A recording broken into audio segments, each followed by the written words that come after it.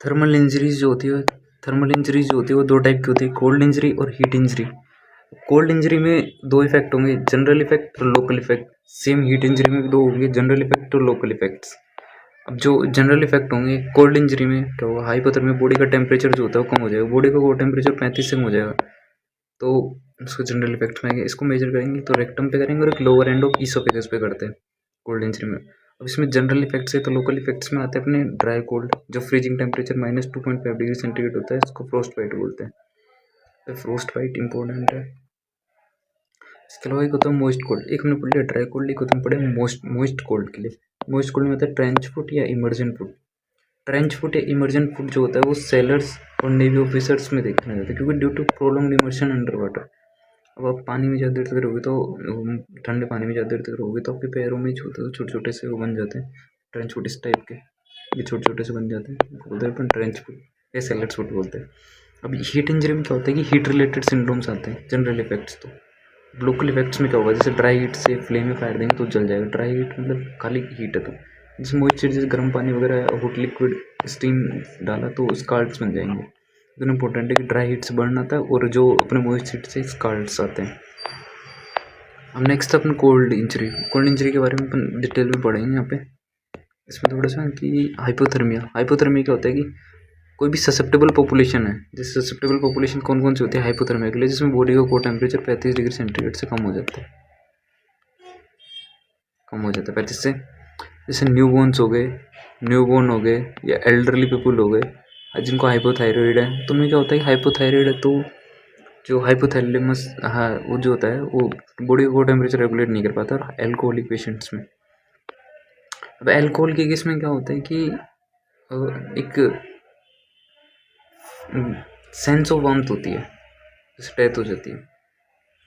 इसमें क्या होता है सीवियरिटी के बेसिस पे देखेंगे अपन की सीवियरिटी कितनी है, इसके बेसिस पे अपन इसको डिवाइड करें। अगर जैसे माइल्ड सीवियरिटी, एक मॉडरेट सीवियरिटी पे देखेंगे और एक मन देखेंगे सीवियर पे। माइल्ड में बॉडी का टेम्परेचर 35 से 32 के बीच में होगा, अगर 32 तक गिरता है तो माइल्ड में आएगा, 32 से कम होगा 28 तक जाता है तो मॉडरेट में आएगा। हाइपोथैलेमिक फेलियर 30 से कम पे हाइपोथैलेमिक फेलियर हो जाएगा, ठीक है। और जो सीवियर में 28 डिग्री सेंटीग्रेड से कम हो जाएगा।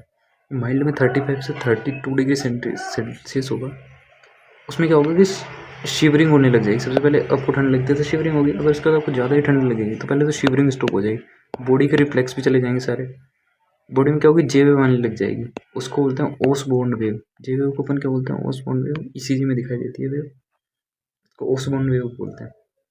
और अपना जो नॉर्मल सीवियर वाला है 28 से कम में क्या होता है कि अब 28 से कम हो गया बॉडी का टेम्परेचर, 28 से कम में कोमा में चला जाएगा पेशेंट, सस्पेंडेड एनिमेशन मतलब क्या कि ऐसा लगेगा कि पेशेंट मर चुका है, डेथ हो चुकी है। पैराडॉक्सिकल या रेसिप्रोकल एंड्रेसिंग क्या होती है कि अब जैसे सीवियर कोल्ड एक्सपोजर हो रहा है, सीवियर कोल्ड से एक्सपोजर हो रहा है बॉडी का, तो सीवियर कोल्ड एक्सपोजर में क्या होता है कि पैरालाइसिस हो जाएगा, बॉडी का थर्मोरेगुलेशन उसका पैरालाइसिस हो जाएगा। जैसे वैसोकंस्ट्रिक्शन नहीं होगा, वैसोकंस्ट्रिक्शन नहीं होगा तो क्या होगा, वैसोडाइलेशन होगा, ब्लड फ्लो बढ़ जाएगा, जिससे क्या होगा, वार्मथ की फील होगी, सेंस ऑफ वार्मथ होगा। अब जैसे पेशेंट क्या करेगा, अपने कपड़े का अनड्रेसिंग कर देगा, जिससे डेथ हो जाएगी, जो कि रिजेंबल करता है सेक्सुअल असोल्ट को रिजेंबल कर सकता है। ये हो सकता है कोमा, सस्पेंडेड एनिमेशन हो सकता है, पैराडॉक्सिकल रेसिप्रोकल अनड्रेसिंग हो सकती है। सीवियर कोल्ड का एक्सपोजर होगा तो थर्मो जो रेगुलेशन उसका पैरालाइसिस हो जाएगा, वैसो कंस्ट्रिक्शन का फेलियर हो जाएगा, जिससे क्या होगा, वैसोडाइलेशन होगा, सेंस ऑफ वार्मथ होगी और अनड्रेसिंग हो जाएगी, पेशेंट की डेथ हो सकती है। एक होता है हाइड एंड डाई सिंड्रोम। ये हाइड एंड डाई सिंड्रोम में क्या होता है कि इसमें क्या होता है कि जो टर्मिनल बोरिंग भी बोलते हैं इसको, टर्मिनल बोरिंग यानी किसी टर्मिनल पे जाके छुप जाना। हाइपोथर्मिया के इसमें क्या होता है कि मेंटल डिसोरिएंटेशन हो जाता है।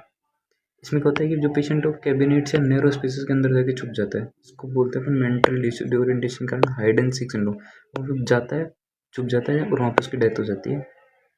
अब इसको होमिसाइड भी रिसेंबल कर सकती है, क्योंकि ऐसा लगता है कि जाके वो मर गया वहाँ पे किसी को कोने में जाए। इसका ट्रीटमेंट होता है रिवॉर्मिंग मतलब बॉडी का कोर टेम्परेचर वापस नॉर्मल कर दो। अगर ऑटोप्सी फाइंडिंग में क्या आएगा, ऑटोप्सी फाइंडिंग में देखें तो अपन ऑटोप्सिस के फाइंडिंग में या तो एक तो वाइट टीथ होंगे उसके, टीथ जो तो वाइट कलर के होंगे, जो सीवियर कोल्ड से एक्सपोजर होगा तो वाइट टीथ जो तो वाइट हो जाएंगे। इसमें होता है विशनेस्किस अल्सर्स।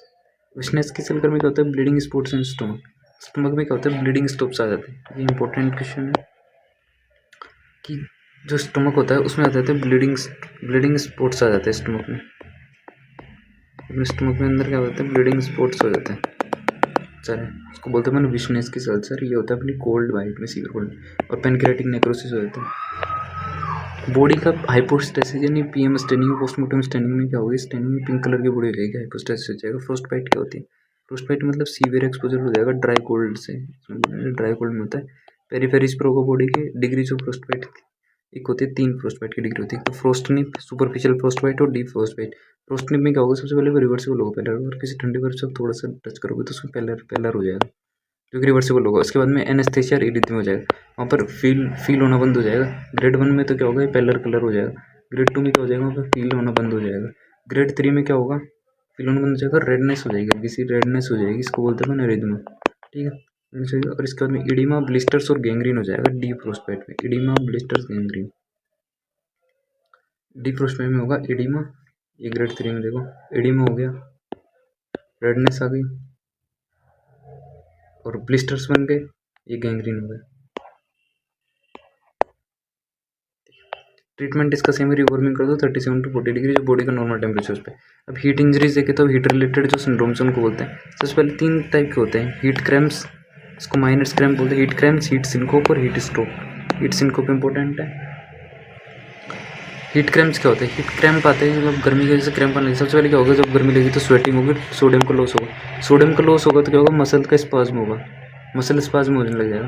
लेकिन इसका बॉडी का थर्मो रेगुलेशन तो नॉर्मल रहेगा, बॉडी का कोर टेम्परेचर भी नॉर्मल रहेगा। Due to loss of sodium की वजह से पेनफुल मसल स्पाज्म होगा, इसको बोलते हैं हीट क्रैम्प आ रहे हैं, क्योंकि सोडियम का लॉस हो रहा है तो पेनफुल मसल स्पाज्म हो रहे हैं। बॉडी का थर्मो रेगुलेशन और बॉडी का कोर टेम्परेचर दोनों नॉर्मल रहेंगे। अब ज़्यादा हीट सिंकोप और ज़्यादा अपन हीट बढ़ेंगे तो क्या होगा, स्वेटिंग बढ़ जाएगी और वाटर का लॉस होगा। अब वाटर का लॉस हो रहा है तो क्या होगा, ब्लड वॉल्यूम कम होगा, ब्लड वॉल्यूम कम होगा तो बीपी कम होगा, बीपी कम होगा तो सेरेब्रल परफ्यूजन कम होगा, जिससे क्या होगा, डिजीनेस होगी, डिजीनेस होगी, इसको बोलते हैं सिंकोप। सिंकोप का मतलब कहता है temporary loss of consciousness in muscle control due to sudden drop in blood flow in brain. Brain में क्या होता है, सिंकोप का मतलब होता है ब्रेन में ब्लड फ्लो होता है कम हो जाता है, और ब्लड फ्लो कम हो जाता है, इससे क्या होता है, कॉन्शियसनेस का टेम्पोररी लॉस हो जाता है। इसका ट्रीटमेंट सपोर्टिव ट्रीटमेंट प्रोवाइड कर सकते हैं। इसमें थर्मो रेगुलेशन तो नॉर्मल रहेगा अभी तक, और body core temperature normal. Thermo regulation, body core temperature, heat syncope तक नॉर्मल रहता है। हीट क्रैम्प्स में, हीट सिंकोप में दोनों नॉर्मल रहता है। पैथोफिजियोलॉजी, हीट क्रैम्प्स और हीट सिंकोप दोनों में स्वेटिंग होती है, लेकिन हीट जो सिंकोप होता है उसमें ज़्यादा स्वेटिंग होती है प्रोफिस स्वेटिंग की वजह से।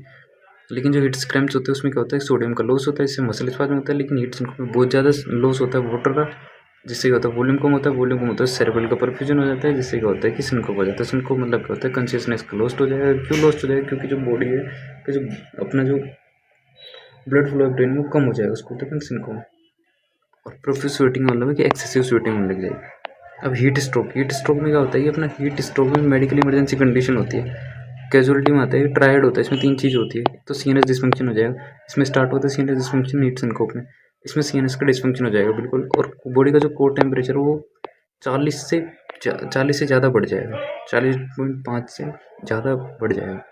बॉडी में नॉर्मल कोर टेम्परेचर 37 तक होता है, इसमें 40 से ज़्यादा हो जाएगा। हीट एक्सपोजर, स्ट्रियोप हीट एक्सपोजर, इसमें क्या होता है, स्ट्रियोप हीट एक्सपोजर हो या फिर बॉडी कोर टेम्परेचर 40.5 से बढ़ जाए या फिर सीएनएस डिसफंक्शन हो जाए due to heat, that is tired of heat stroke, medical medicine. इसमें क्या होता है, हार्ट रेट कम हो जाएगा, हार्ट रेट बढ़ जाएगा, बीपी कम हो जाएगा।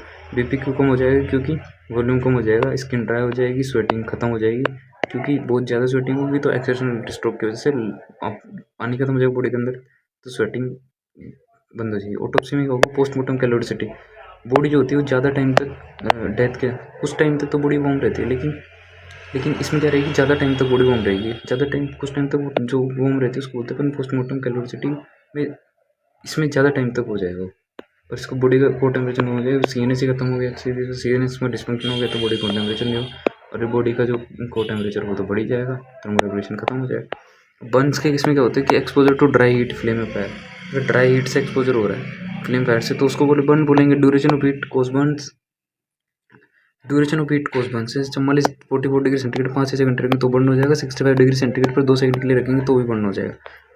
इसके 3 क्लासिफिकेशन होते हैं, ड्यूटेराइन्स क्लासिफिकेशन, विल्सन्स क्लासिफिकेशन और modern classification. Dupuytren classification 6 degree classification और विल्सन्स को 3 डिग्री क्लासिफिकेशन बोलते हैं। अब डिग्री देखें तो first degree, second degree, third degree और फोर्थ डिग्री, 4 डिग्री क्लासिफिकेशन होते हैं। सेकंड डिग्री में होता है सुपरफिशियली पार्शियल और डीप पार्शियल। फर्स्ट डिग्री, अब इनका सबसे पहले एक लेयर्स के अकॉर्डिंग डिवाइड करा इसको। इसमें क्या होता है कि एक तो फर्स्ट डिग्री में क्या होता है, एपिडर्मिस इन्वॉल्व होती है। सेकंड में क्या होता है कि एपिडर्मिस के साथ साथ डर्मिस में इन्वॉल्व होती है, एपिडर्मिस और डर्मिस। लेकिन एपिडर्मिस में अगर पेपिलर डर्मिस इन्वॉल्व है तो उसको बोलेंगे सुपरफिशियल पार्शियल। अगर एपिडर्मिस के साथ में कंप्लीट डर्मिस इन्वॉल्व है तो उसको बोलेंगे deep partial. Layers involve first degree second degree. अपन कौन सा class, Dupuytren's classification 6 degree, Bolton classification 3 degrees और मॉडर्न क्लासिफिकेशन अपन मॉडर्न क्लासिफिकेशन पढ़ रहे हैं जो 4 डिग्रीज में आता है। इसमें फर्स्ट सेकंड थर्ड फोर होता है। सेकंड वाले को सुपरफिशियल पार्शियल और सुपरफिशियल डीप में डिवाइड, डीप पार्शियल में डिवाइड किया on the basis of involvement of dermis, papillary dermis, whether it is complete dermis. Then we will go to third degree, which is epidermis plus dermis plus dermal appendages. Third degree में क्या होता है कि dermal appendages भी involve हो जाते हैं। Fourth degree में क्या होगा, स्किन भी, फेशिया, पूरी स्किन में इन्वॉल्व होती है, फेशियल इन्वॉल्व होता है, मसल भी इन्वॉल्व होती है, बोन जितने भी सारा है सब कुछ इन्वॉल्व हो जाता है, उसको फोर्थ डिग्री में होता है। फीचर्स क्या है, एपिडर्मिस इन्वॉल्व हुई, जैसे एपिडर्मिस जली तो फिर एंड में रेडनेस हो जाएगी खाली। अब तो पेन तो होगा, स्कारिंग नहीं बनेगी, बस खाली पेन होगा। एक वीक से कम में भी ठीक हो जाएगी, इसकी हीलिंग एक वीक से कम में ठीक हो जाएगी। अब डर्मिस भी इन्वॉल्व है तो थोड़ा सा रिज्म होगा, ब्लिस्टर बन जाएंगे। डर्मिस इन्वॉल्व है, पेन तो इसमें भी होगा, स्कैरिंग अनयूजुअल होगी, 1 से 3 वीक में ठीक हो जाएगा। कंप्लीट डर्मिस इन्वॉल्व है तो ब्लिस्टर फॉर्मेशन होगा, ब्लिस्टर बनेगा, पेन नहीं होगा, स्कैरिंग होगी, 3 वीक से ज़्यादा का समय लगेगा हील होने में। थर्ड डिग्री में क्या होगा, थर्ड डिग्री में चैरेड हो जाएगी, फोर्थ डिग्री में भी चैरेड हो जाएगी। चैरेड मतलब बिल्कुल ब्लैक हो जाएगी बॉडी। इसमें इन दोनों में पेन नहीं होगा, पेन खत्म हो चुका है। ब्लिस्टर के बाद सारा पेन नहीं होता है। इसके बाद स्कार का फॉर्मेशन होगा, इसमें भी स्कार फॉर्मेशन होगा, इसका मतलब स्कार बनेगा। इनमें कोई हीलिंग नहीं होगी, हीलिंग एब्सेंट रहेगी। ये देखिए सारे, ये फर्स्ट डिग्री वाला है, इसमें जो एपिडर्मिस। सेकंड डिग्री वाले में भी superficial partial thickness superficial involve है, थोड़ी सी डीप इन्वॉल्व हो गई तो डीप पार्शियल बोल दिया। थर्ड स्टेज में कंप्लीट इन्वॉल्वमेंट नहीं, डर्मल अपेंडेज हो गई। फोर्थ डिग्री में पूरा चल गया, ये कैरिंग हो गई। ये फर्स्ट डिग्री, ये सेकंड डिग्री, ये थर्ड डिग्री, ये पूरा इन्वॉल्व हो चुका है। इसमें फर्स्ट डिग्री में स्किन इन्वॉल्व है। ये फर्स्ट डिग्री सेकंड डिग्री में पेन तो प्रेजेंट होगा, पेन प्रेजेंट होगा, इसमें भी पेन प्रेजेंट होगा, इसमें पेन एब्सेंट होगा। पेन एब्सेंट होता है थर्ड डिग्री और fourth degree, third and fourth में पेन। अब फोरेंसिक अपन फ्रंट सरफेस एरिया कैसे देखेंगे, इसके लिए अपन रूल देखते हैं, रूल ऑफ वेलिस, रूल ऑफ 9 बोलते। ये लुंड एंड ब्रोडर्स चार्ट भी देखते हैं, जो कि बेस्ट चिल्ड्रन के लिए बेस्ट होती है, 15 साल से कम के बच्चों के लिए। पाम का रूल देखते हैं, साइज ऑफ जो बर्न सरफेस की साइज जो होती है सरफेस एरिया, वो पाम के साइज का होता है, तो 1% बॉडी सरफेस एरिया कवर करता है, इसको बोलते हैं रूल ऑफ पाम। ये पैची वंस में यूज होता है। अब इसके लिए रूल ऑफ 9 का सबसे ज़्यादा इंपॉर्टेंट है, इसको और इसको देख के नहीं देखना, अपने को देखना है डिवीजन बाय पार्ट से। इसमें क्या होता है, जो फेस है उसका फ्रंट 3.5 कवर करता है, और नेक जो होती है वो 1% कवर करती है। फेस जो होता है 3.5 कवर करता है, नेक जो होती है 1% कवर करती है, हैंड जो होता है इसको याद रख सकते हो, हैंड जो ऊपर जो होता है ये 4%, ये 3% और लास्ट में 2%। इसका देखते हैं 2 4 3 2 से ऐसा कर सकते हैं। और इनिशियली चेस्ट को जो होता है 4 पार्ट में डिवाइड करेंगे तो एक जो एरिया है वो डिवाइड करता है अपना 4.5% लेता है। ग्लूटेल रीजन पर 2.5 आगे से 2.5 पीछे से लेता है, ठीक है। 10% लेग, फिर 10%, 5% और 3%। ये वाला एरिया 10%, ये वाला यहाँ से यहाँ तक का 5%, इसके नीचे का 3% होता है, बोथ फ्रंट एंड बैक। अब इसको अभी इन सबको कैलकुलेट करके जब 2 से मल्टीप्लाई करोगे तो आपको पूरा एरिया निकल जाएगा 100%। लेकिन चाइल्ड में एक्सेप्शंस होते हैं कि ये वाला सेम है, अगर आप इसको टोटल कैलकुलेट करोगे तो लोअर लिम्ब में 2 होता है, टोटल 18% आएगा, जेनेटिलिया का 1% होता है, इसमें जेनेटिलिया का नहीं, जेनेटिलिया का ऐड कर लेना 1%। ट्रंक में पूरा 9 4.5 × 4 करोगे तो आपको 36% आ जाएगा। हेड एंड नेक में टोटल 9% आएगा, क्योंकि 9% क्यों आएगा, इन टोटल को कैलकुलेट करके 2 से मल्टीप्लाई करोगे तो 9% आ जाएगा। इनको कैलकुलेट करके 2 से मल्टीप्लाई करोगे तो सेम, हैंड्स को कैलकुलेट करके मल्टीप्लाई करोगे तो टोटल कितना आएगा, ये भी 9% आ जाएगा टोटल, एक हाथ के लिए, दोनों हाथों के लिए हो जाएगा। अभी बच्चे में क्या एक्सेप्शन है कि नॉर्मली हेड का कितना, हेड एंड नेक का आ रहा है 9%, लेकिन जो बच्चे होते हैं उसमें आता है अब 9% आ रहा है हेड एंड नेक का। जैसे हेड का कितना होता है, फ्रंट ऑफ फेस का 3.5%, तो दोनों साइड कितना हो जाएगा 7%, लेकिन इसमें हेड का 18% आता है, क्योंकि बच्चे में जो होता है वो लोअर बॉडी कम एरिया होता है सरफेस एरिया, और लोअर लिम्ब का 13.5% होती है। 2 एक्सेप्शन है, बाकी सब सेम रहेंगे। हेड का 18% और अपना लोअर लिम्ब का जो होता है होता है 13.5%, जबकि नॉर्मली पर्सन में ये अपने काउंट करेंगे 10, 5 और 3 और अपने 4, 3, 2 और अपने 4.5, ये अपना 3.5 प्लस 1% नेक का। बर्न के केस में डेथ के होने की कोज क्या है? सबसे पहले तुरंत ये इंस्टेंटेनियस कैसे होगी? लेरेंजियल एडिमा हो गया या लेरेंजियल स्ट्राइडोर हो गया, इन केस में क्या होता है कि अपने इंस्टेंटेनियस डेथ होती है। स्ट्राइडोर का मतलब क्या होता है? हार्श ब्रीदिंग साउंड आता है इसमें। जो ब्रीदिंग साउंड हो बहुत ज़्यादा हार्श हो जाएगा, CO इंटॉक्सिकेशन हो जाएगा या न्यूरोजेनिक शॉक में। न्यूरोजेनिक शॉक इन केस में क्या होता है? इंस्टेंटेनियस डेथ होती है। इंस्टेंटेनियस डेथ होती है बर्न के केस में। एक दिन में डेथ हो रही है, क्यों? क्योंकि डिहाइड्रेशन हो गया, बॉडी का हाइपोवोलेमिक शॉक हो गया। दूसरे दिन में भी हाइपोवोलेमिक शॉक की वजह से रीनल फेलियर होने। 3 दिन ज़्यादा लग रहा है तो मतलब बैक्टीरियल मल्टीप्लिकेशन हो गया स्किन में, सेप्सिस हो गया, सेप्टिसेमिया की ड्यू टू सेप्टिसेमिया डेथ हो जाएगी। एक होता है मार्जोलिन अल्सर। मार्जोलिन अल्सर क्या होता है कि बर्न में जो स्कार थे, बर्न से जो स्कार बना ना, उसमें अगर कोई मैलिग्नेंसी हो गई तो उसको बोलते हैं मार्जोलिन अल्सर। ड्यू टू बर्न की वजह से कोई स्कार बना तो उसमें क्या होगा? मैलिग्नेंसी हो गई, और मैलिग्नेंसी हो गई तो उसमें क्या होगा? उसको बोलेंगे मैंने मार्जोलिन अल्सर। ऑटोप्सी फाइंडिंग में देखे तो देखो चाइल्ड बॉडी कुछ इस तरह से दिखती है चाइल्ड बॉडी डायग्राम में। अब हम क्रोफिट साइन भी देखते हैं, क्रोफिट साइन ऑटोप्सी फाइंडिंग में मिलते हैं। इसमें क्या होता है? एक्सटर्नल एग्जामिनेशन फाइंडिंग होती है। इसमें क्या होगा? लीवर, एल्गर, राइगर मोटिस सब एब्सेंस होंगे, बस क्रोफिट साइन प्रेजेंट हो। क्रोफिट साइन का मतलब क्या है कि सूट डिपोजिशन। सूट मतलब ये ब्लैक कलर का डिपोजिशन होगा जो रिंकल्ड अराउंड आइज। जो ये आइज है, ये आइज के अराउंड क्या होगा? रिंकल्ड होते हैं। अपनी आइज है, आइज के यहाँ पे क्या होगा? सूट का डिपोजिशन हो जाएगा। सूट डिपोजिशन हो, ठीक है। अभी सूट का डिपोजिशन हो रहा है, ये सूट का डिपोजिशन को हम क्या बोलेंगे? क्रोफिट साइन। अगर ये एब्सेंट है मतलब क्या होगा कि जो उस टाइम पे जो वो जिंदा था, वो patient was live at that time, उसकी आंखें तो खुली होगी। अब आंखें खुली होगी तो क्या होगा? सूट का डिपोजिशन हो जाएगा। इसका मतलब है कि वो जब जिंदा था तो मतलब वो जिंदा था। क्रोफिट साइन की प्रेजेंस क्या दिखाती है? कि वो लाइव था, जिंदा था पेशेंट। क्रोफिट साइन के केस में अगर वो मरा हुआ होता है तो उसकी आंखें बंद होती है, सूट का डिपोजिशन नहीं होता। इसके केस में क्या होता है कि सूट डिपोजिशन एब्सेंट होता है, सूट डिपोजिशन एब्सेंट होता है तो क्रोफिट साइन प्रेजेंट होता है, मतलब कि पेशेंट जो था पहले से डेड था। ये एंटीमोर्टम बर्न का होता है कि पेशेंट ओवर एंटीमोर्टम बर्न का केस होता है, फीचर ऑफ एंटीमोर्टम बर्न, यानी मतलब पहले से वो मर चुका था पेशेंट जब वो उस टाइम पे, या किसी को मार के जो होता है कार में डाल के चला दिया, तो उस केस में क्रोफिट साइन प्रेजेंट होता है। अब हार्ट आर्टिफैक्ट्स क्या होते हैं? हार्ट आर्टिफैक्ट्स या हार्ट में फाइंडिंग मिलती है। हार्ट हीट स्टिफनिंग, एक होती है हीट रप्चर, एक होता है हीट हेमाटोमा, और एक होता है हीट फ्रैक्चर। ठीक है।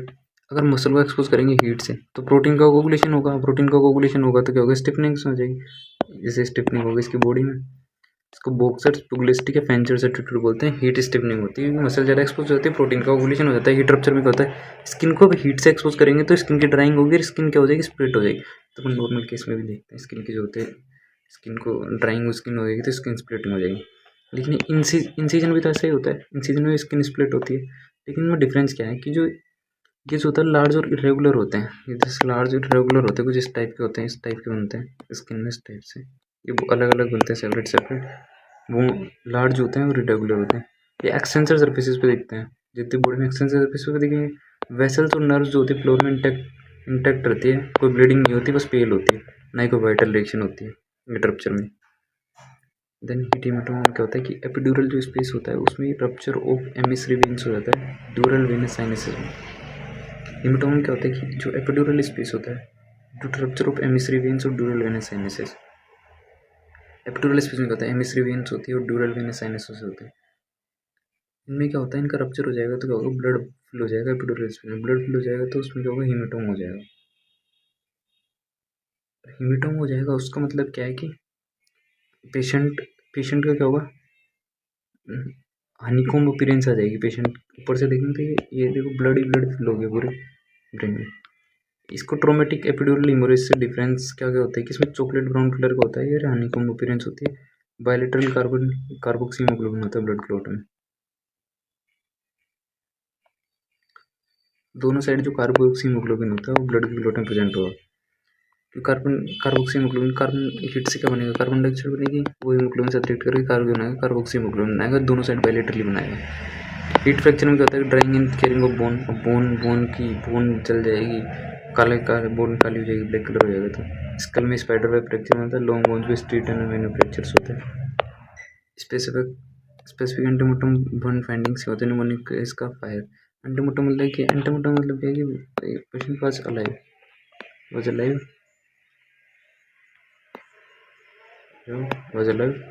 During burning. पेशेंट जो था अलाइव था जब उसको जलाया था, वो जिंदा था।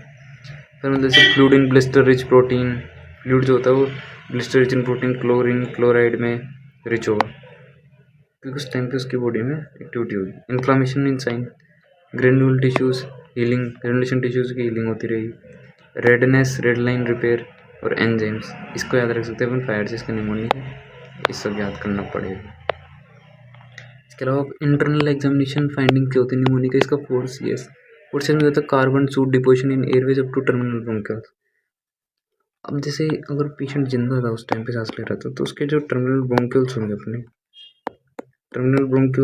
उसमें क्या होगा, सूट का वो सांस ले रहा होगा तो एयर अंदर जाएगी, एयर अंदर जाए तो ब्लैक कलर वो जमा हो जाएगा, डिपोजिशन हो जाएगा। डिपोजिशन कहाँ पे होगा, डिपॉजिट हो जाएंगे यहाँ पे बस कार लंग्स के अंदर, क्योंकि उस टाइम पे वो जिंदा था, तो ऑब्वियसली बात है वो इनहेल तो करेगा। तो कार्बन सूट का डिपोजिशन है, इसका मतलब है कि एंटीमोर्टम फाइंडिंग है, मतलब patient was alive at the time of burning due to inhalation of smoke, ये भी लिख रखा है। कार्बोक्सीमोग्लोबिन बढ़ जाएगा ब्लड में, साइनाइड बढ़ जाएगा ब्लड में, और कर्लिंग अल्सर्स, इसको 4CS याद रख सकते हैं। कर्लिंग अल्सर से स्ट्रेस अल्सर, साइनाइड बढ़ जाएगा, क्योंकि साइनाइड बनेगा, क्योंकि बर्न ड्यू टू बर्निंग के केस में साइनाइड बनता है ब्लड में, कार्बोक्सीमोग्लोबिन बनेगा। अब बर्न और स्कार्च में डिफरेंस है। बर्न मतलब बर्न कब होते हैं, जब अपन ड्राई हीट से करते हैं। बर्न जो होता है उसका कोज होता है फायर, ड्राई, लेकिन हॉट लिक्विड इसके से क्या होता है, स्केल्स होते हैं, स्किन का फोल्ड बनते हैं, इसको बोलते हैं स्कार्ड। कारिंग और सिंगिंग इसमें प्रेजेंट होगी। स्केल्स में गर्म पानी डालोगे तो आपकी कोई कारिंग सिंगिंग नहीं होगी। सोडनिंग एंड ब्लीचिंग ऑफ स्किन की ब्लीचिंग, क्या आप गर्म पानी डालोगे स्किन ब्लीचिंग होगी, नहीं, लेकिन बर्न के इसमें स्किन ब्लीचिंग हो जाएगी। ब्लिस्टर लाइन प्रेजेंट होगी, कि बर्न में नहीं होगी, बर्न में एबसेंट होगी। लेकिन लिक्विड डालोगे, जहाँ पे अपने लिक्विड पानी पोर करा है, तो वहाँ पर क्या होगी, एक लाइन्स बन जाएगी, जिस एरिया में अपने पानी डाला, जैसे हैंड पानी डाला था तो लाइन्स बन जाएगी उस एरिया। स्प्लैशिंग ऑफ बर्न को स्प्लैशिंग होती है, स्प्लैशिंग ऑफ वाटर प्रेजेंट होती है इसमें, किसमें, स्कैट्स के इसमें। क्लोटिंग क्या बर्न के इसमें क्लोटिंग होती है, बर्न के इसमें जल जाता है, क्लोटिंग नहीं होती। इसमें क्या होता है, क्लोटिंग होती है इंटेक्ट होती है। लेवल ऑफ कंटेक्ट होता है बर्न की इसमें, अबोव लेवल ऑफ कंटेक्ट, जहाँ से जला है, जैसे यहाँ हाथ जला है, पाँव जला है, तो यहाँ तक भी पहुँचेगी, बर्न पूरा हाथ तक पहुँच सकता है। लेकिन स्कैट्स के इसमें क्या होगा, जहाँ पर पानी गिरा है वहाँ पर ही बर्न दिखाई देगा। तो हाथ है, इसमें क्या होगा, जहाँ पर पानी गिरा है तो यहाँ पर ही बर्न का केस स्केल्ड बनेगा।